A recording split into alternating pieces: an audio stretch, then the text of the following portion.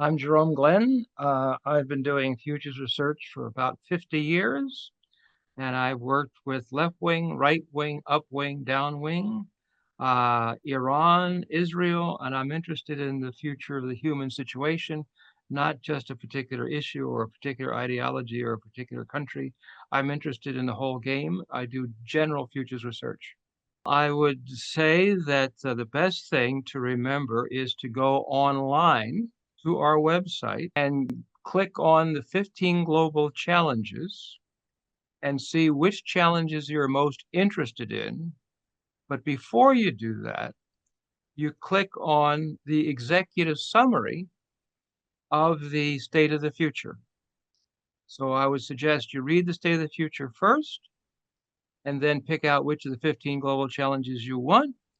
But if you really get ambitious, then when you can take it an hour or two, you read the overview of each of the 15 global challenges, one after the other, and you'll have a global overview that is rare. The futures wheel is a technique to help you not only think of the primary consequences of an action, which most people are good at anyway, but also to consider the secondary and the tertiary consequences. And few people get to tertiary consequences.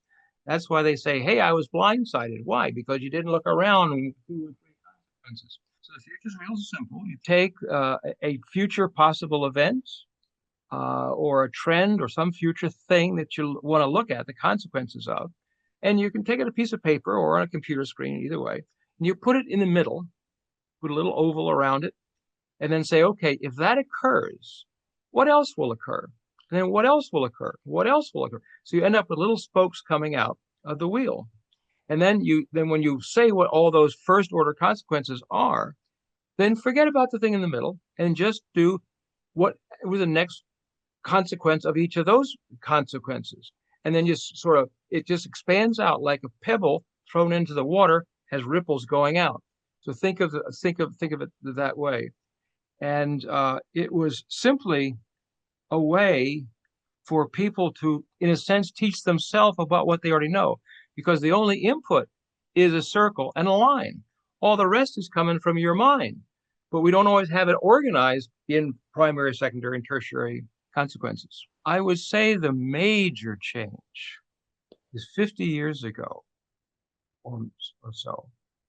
Think tanks and futures research was the province, the department, the focus of geniuses who didn't talk to anybody else. It's like they're the people on the top of the mountain with guards around, and they will be the thing, and then they'll tell it to the decision makers, and that was it.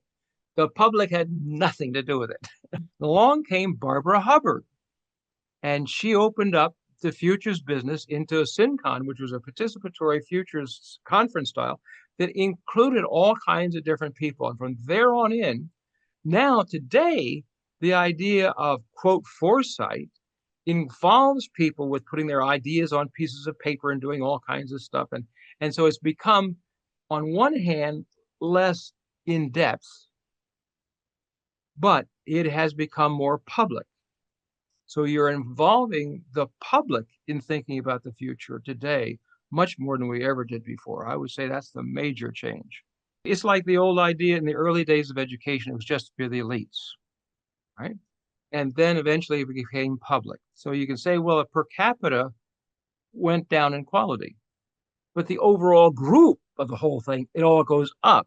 So it may be one of these little camelback curves that, yes, the quality of futures research in general has gone down, but the overall phenomena of people thinking in the future has gone up. And hopefully with new methods and other techniques and artificial intelligence, the depth will improve. One of the key things that I would really like the next generation to get right, that has been wrong for some years, is scenarios. A scenario is not a description of a future. A scenario is a story that connects the present to a description of the future. Why is this important? Because you have to make cause and effect links between and decisions along the way, and you'll expose your ignorance. This is important. How can you learn if you already know everything? So if you by writing the story, you go, I have no idea what happens next. Stop writing and do research. And that's the value of this scenario, is to find out what you didn't know that you should know, but you didn't even know that in order for that future to be possible. Because what we do today is people will say they'll take two uncertainties and two other uncertainties, make a little grid, little four boxes, and they describe the futures in these four boxes. Very nice. It's better than doing nothing, but it misses the original point of a scenario, which is to link the present to the future to find out what you didn't know along the way. And that's why it was invented at the Rand Corporation, because we didn't know how to prevent World War III. That was the job. So how do you know? Well, how do you do it? You got to find out what you're ignorant about, what to study. Well, the oldest form of history is the oral traditions. I see no reason why the oral traditions won't continue. I mean, people still like flesh and blood. That doesn't mean you like flesh and blood less if you're using AI. Yeah, I use AI to a large degree to help me think of what I didn't think about. What did I forget? Because a lot of times I'll do stuff better than the AI does, but the AI is better at remembering some stuff that I forgot. So it doesn't stop us in storytelling, in my judgment. I think the idea of the stand-up storyteller in history traditions across the world will continue. Take a look at even Star Trek science fiction. You have even the robots telling stories, and you have even the flesh and blood telling stories that the robot is listening to. So it could make us even smarter, just like the two of us have glasses on. Does this make us see less? Oh, it allows us to see more. It doesn't make me less human. That's a good idea. At least we think so. We got the glasses on. Today, there is nothing to stop the eventual greatest concentration of power in the world at the exclusion of everybody else. But because AGI, artificial general intelligence, recursively, repeatingly relearns and learns so much faster than we do, that then even the central control, will lose control as well. And then it'll go beyond our understanding and control, and maybe it'll turn out okay, but not necessarily. That's the story without any UN and nation-state licensing systems. So the parallel story is we create these national systems, we coordinate them with the UN, and that we grow together with the AI, like you and I are together with our glasses. We go together. But if we just do the AI by itself, then we're going to go through a very hard patch and eventually lose control. Maybe humans stay in the game, maybe not. Because if it's a competition between AIs getting electricity as it grows fast, and the humans getting electricity as their wealth grows fast, guess who's going to win in that competition? And if you knock out electricity in the world, not going to be very nice. The best thing that your listeners can do is to get their Minister of Foreign Affairs, to get the UN to have a General Assembly on AGI, and to contact their members of parliament to begin to write the rules for a national licensing system.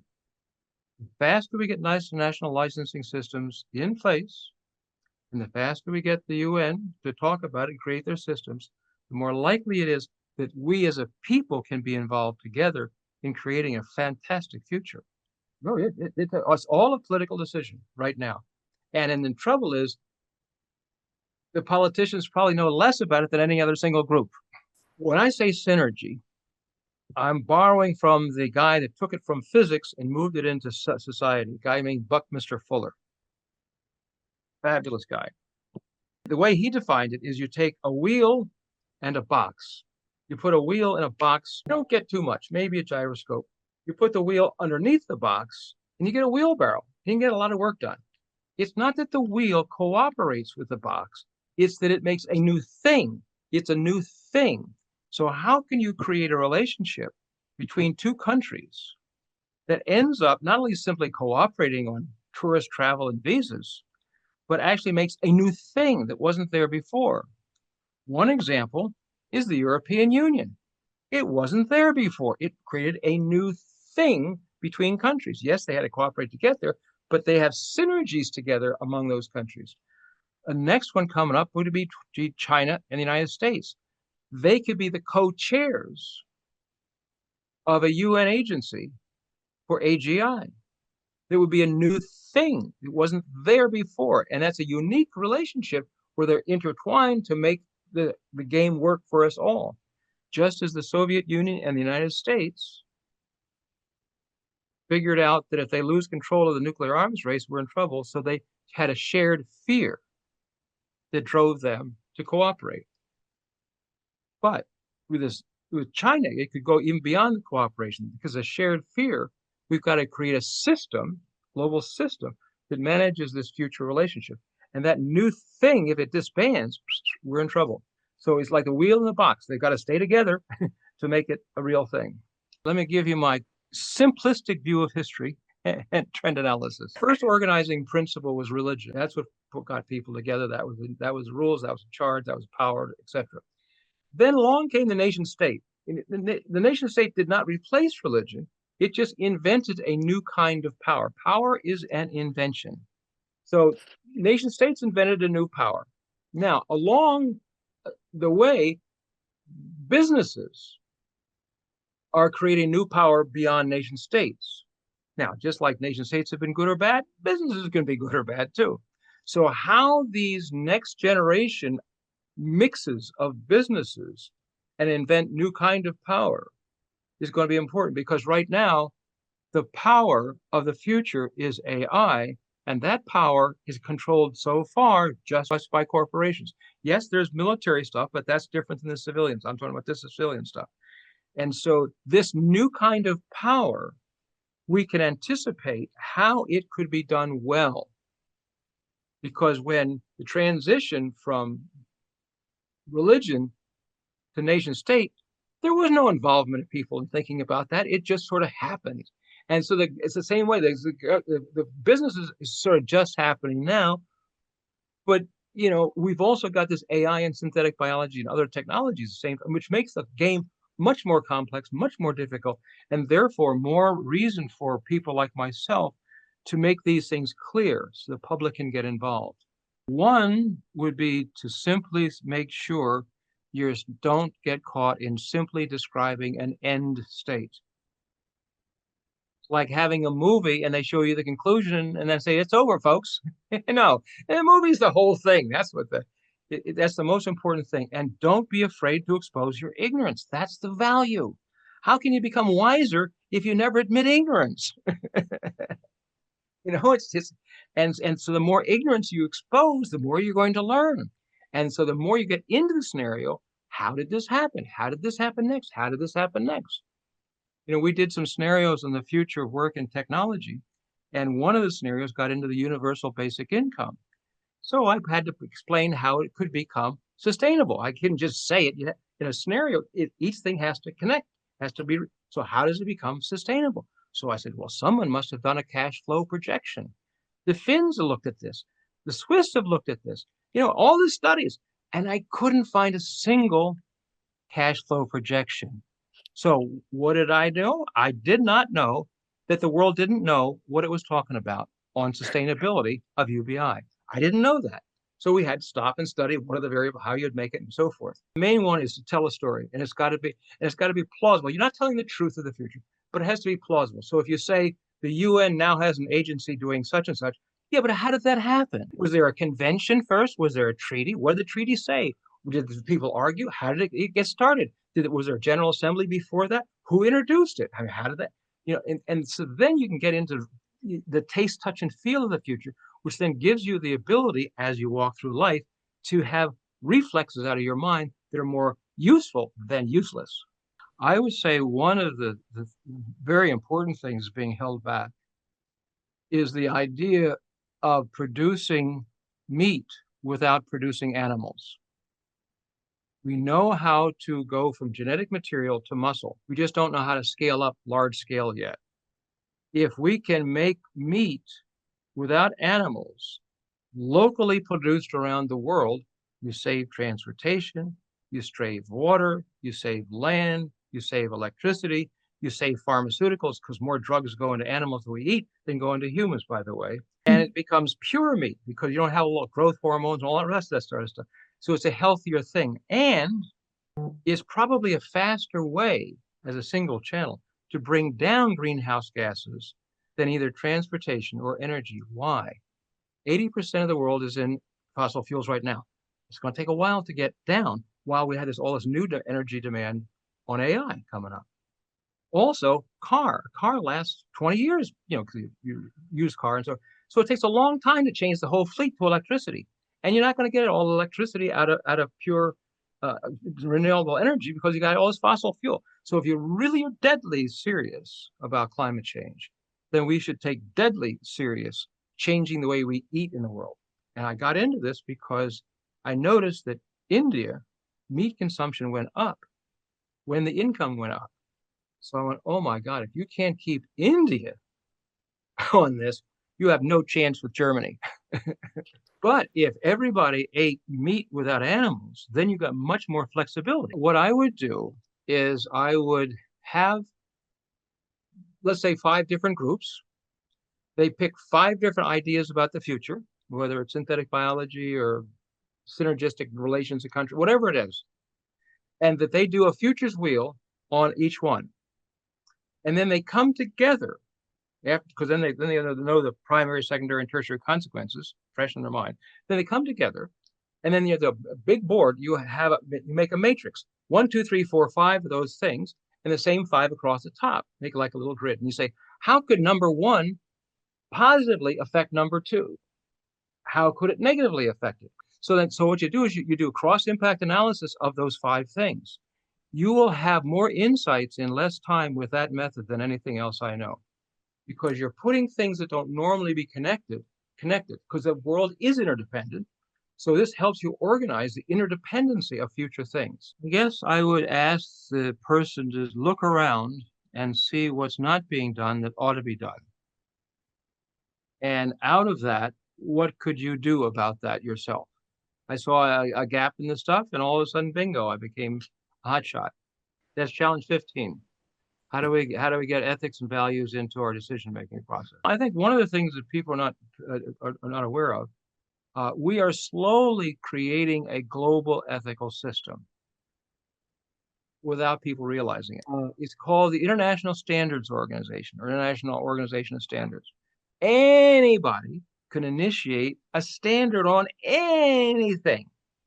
What's the right way to make eyeglasses? What's the right way to manage people? What's the right way to manage AI? And so there's a process. Any individual can start it, but you have to get people to buy into it. And then once you buy into it, you can create a standard. And then if you're selling eyeglasses, you can say, well, my eyeglasses are with ISO 25. And that competitor over there, they're not doing that standard. So you should buy my glasses. So slowly we're creating with these ISOs evolutionary, participatory, grassroots, ground up, global ethical system. I would say the one challenge that we pay too little attention to is that question. It is normal for journalists to say, what is the number one this? What is the number one that? But it's like, what's the most important thing about your body? It can't do that. Is the heart more important than the brain? Is food more important than exercise? Is sleep more important than, you can't do it. We're cheating people by asking that question. That's why I say that's one of the most important questions, is how to get over that question. It doesn't mean you have to kill people with details, but we've got to tell people the truth. The world is complex. Oversimplifying it does not do us a favor. Simple as possible, but not oversimplification, because then you end up with politics where people say, well, if we do this one thing, we'll solve all the world's. No, that's not honorable. So we've got to figure out how to get around the question of, like, what's the one thing? Well, some years ago, I was in Cairo talking at Al Azhar University, which thinks about one God, one last Messiah, one way, etc. And I'm in there talking about alternatives. And that's a bit controversial. And the way I got around the problem was I said, how many different ways can you solve the traffic problem in Cairo? Well, everybody in Cairo talks about different ways to solve the. I mean, so that's alternatives thinking. So I would say that's one of the best examples I can think about. What's the because every place has got problems, and people talk about them. And you say, well, what's the best answer? Well, there's not a best answer. There's this. Yet that's what we're talking about. We're talking about alternatives as alternatives, not just one answer. Go back to old Socrates. Know thyself. Your competitive advantage with others and the world and AI is you. I cannot be as good at you as you are. No matter how hard I try, I can't be as good at you're the best one at being you. Now, the thing we have the advantage today we didn't in the past is that you can connect with markets worldwide. Out of 6 to 8 billion people, maybe there's only 1,000 people that are interested in your doing what you're doing that day that'll pay you something. Let's say I'm in Paris, I want to go to the Louvre. Well, I put in, say, I'm going to the Louvre. Who wants to go with me? I'll have my little cameras on my glasses and we'll walk around.